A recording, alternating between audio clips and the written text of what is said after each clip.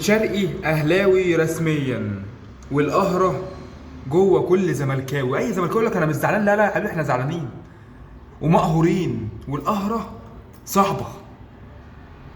محمود الخطيب او كابتن محمود الخطيب رئيس النادي الاهلي من ساعه ما شاف مرتضى وهو بياخد عبد الله السعيد ما شافش قدامه. قال لنا بقى ايه، مش انتوا بداتوا؟ طب تعالوا. من بعدها يا معلم امشي يا كهربا. امام عاشور بعدها هوبا يا معلم. دلوقتي بن شرقي. بن شرقي اللي كان من يومين كان لسه في ايدينا ممكن نرجعه، بس السمسره صعبه.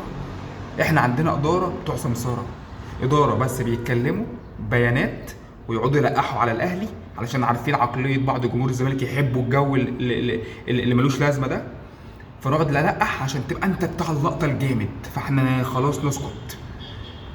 فده للاسف سبب كبير عقليه جمهور الزمالك مخليه الاداره تمشي بالشكل ده.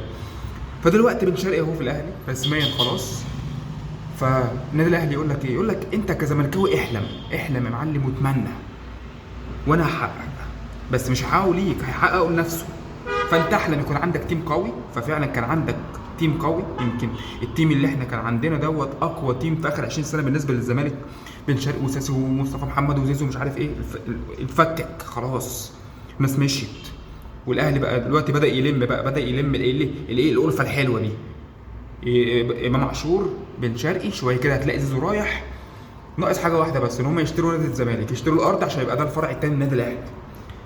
كنا احنا بنقعد نقول ايه، بعض صفحات الزمالك وجمهور الزمالك يقول لك ايه، يقول لك الاهلي بيقعد يفضي في نادي الاسماعيلي وخلص في نادي الاسماعيلي، وهو السبب في ان الكره المصريه ما بقاش فيها منافسه، والكلام الحمص اللي ملوش اي لازمه ده. دلوقتي الاهلي قال لك مش انا كنت بفضل الاسماعيلي، طب انا جاي عليك انت بقى اشرب بقى. هو بيفضل الزمالك دلوقتي؟ لا يا معلم ارجع للاسماعيلي تاني، مفيش مشكله، فضل الانديه التانيه، ما تجيش عندي لا. فهو يا معلم اداره الاهلي شغاله صح، شغاله لصالح الكيان، شغاله لصالح الجماهير.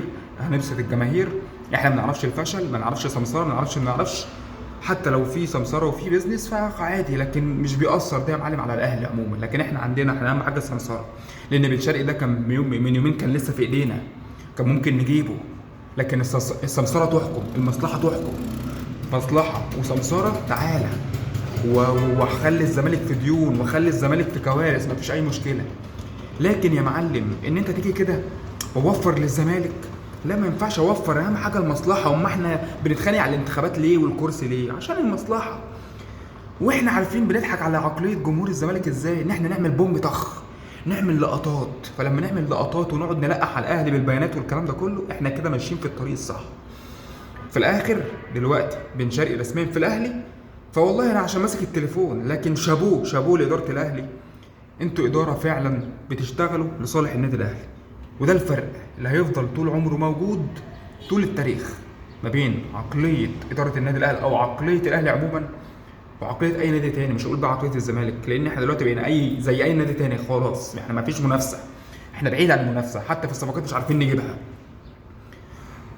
شابوه لاداره الاهلي، وكفايه عظمه لحد كده، او كفايه قرف بقى لحد كده.